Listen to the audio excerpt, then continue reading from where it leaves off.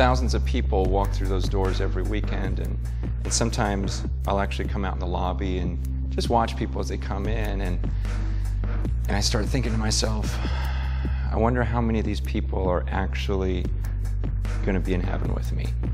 And I hope that doesn't sound judgmental, because I mean, I love these people. These are some of the people I love more than anyone else on the earth.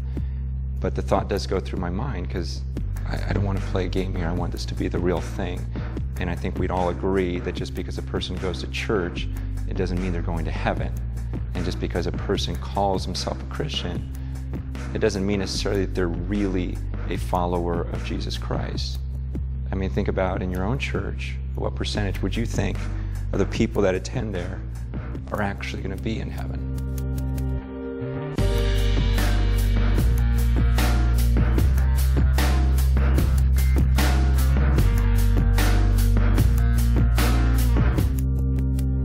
I've done so many funerals in this room, and yet some of those memorial services were like the greatest worship experiences of my life. I don't know if you've ever been to a funeral where the person who died was just one of those, I guess you could almost call them saints. Like they really lived it out. They were just godly people. It wasn't just the talk. They didn't just say they were Christians and quote all these verses. They lived them out. And I mean, even as I talk about that, I can think of people right now in my mind, services I did on the stage of people who passed away, friends of mine, and sometimes I even think about, man, what do their faces look like right now? Because I remember them on earth, and they had so much joy on earth because of their relationship with God, because they were so tight with Jesus. And I think, okay, what in the world did they feel the moment they saw him? And sometimes I'll talk to the crowd in here, and I'll say, hey, think about her. You guys know the way she was with Jesus, and think about what it was like when she first saw him, and that she's there right now, or he's there right now. And I mean, I look at my life, and there have been so many times where I've experienced like this crazy amount of joy. Like, wow, that was such a great experience. I was so happy. And then I think, man, nothing in my life, I've never even come close to feeling the amount of joy that those people feel right now and are feeling every moment in the presence of God. And so it's such a rush to be in a room, and you're supposed to be at this memorial service, and yes, everyone's crying, but at the same time, they're also smiling, they're also worshiping. I mean, sometimes we're screaming out in worship because we're so happy for this person. Meanwhile, tears are coming down our faces, and yet in the sadness, there's this look of peace. There's this look like, everything's good, everything's fine. I'm gonna miss this person like crazy, but I am so happy right now and so at peace. And then, you know, I have those, and then there's these other services where, honestly, I don't know, you know, and I look at a person's life and I think, okay, there's some good there, there's some questionable, I can't tell if they were genuine in their faith in God. So a lot of times I don't spend a lot of time even talking about the person. I'll just address everyone else out there. And then there's times when it's just flat out depressing. There are times when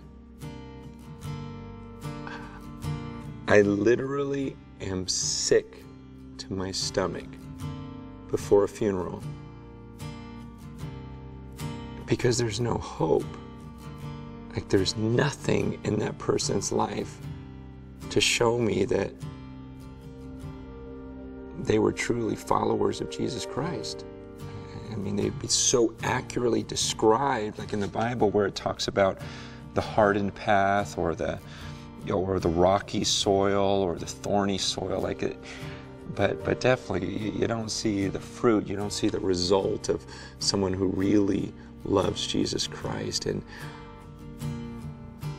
it's the one thing about my job that I still absolutely hate, and that's not an exaggeration.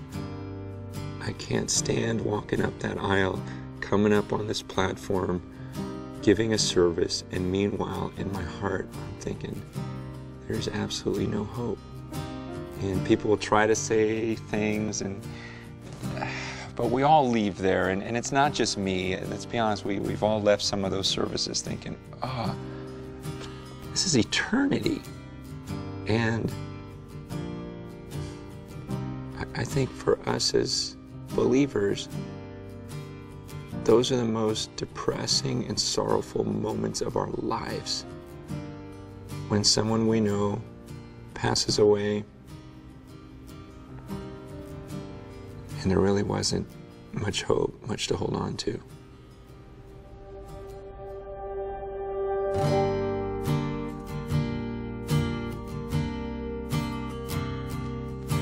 Every weekend at Cornerstone, we have people come up on the stage and get baptized. And it's so weird how baptism here in America is so different from other places in the world. Like I have some friends who are missionaries in India, and they told me, they go, Francis, it's just like in the New Testament times where people who get baptized here, the moment they enter that water, literally their families will leave them. Literally, they'll lose their jobs. They'll literally lose their homes. They'll lose everything because they decided to associate with Jesus Christ.